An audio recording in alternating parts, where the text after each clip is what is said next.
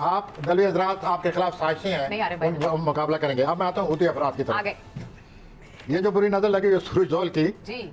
आप अपनी private life के बारे में सोचेंगे कि मैं इसको किस तरह प्राइवेट लाइफ के बारे में क्या करूं, किस तरह अपने आप को बचाऊं, या किस तरह मैं इसको सही मायने में इस्तेमाल कर सकूं। आप ये भी सोचेंगे कि मैं प्राइवेट के बारे में जो खबरें आ रही हैं क्या उन पर यकीन करूं या ना करूं। ठीक हो गया।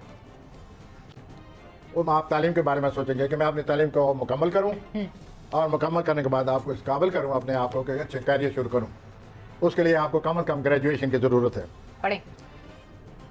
रोमानवी जो मामला है, आप ज़रूरत ज़्यादा शकुन को शुबात का शिकार हो रहे हैं। ओए होए, ऐसा ना करें, अपने रोमानी पार्टनर को समझें, उसको परेशान ना करें। तंग नहीं करना चाहिए बिल्कुल। सोशल लाइफ में आप लुत्फानंदोज होंगे, मिलने जुलने वाले आपसे बहुत आएंगे और आपकी जो तख्लीकी सलाहियतें वक्ती तौर पर रुकी हुई हैं अच्छा। वो दोबारा बहाल हो जाएंगी और आप अपना तख्लीकी करेंगे। प्रोग्राम के साथ खुदा हाफिज।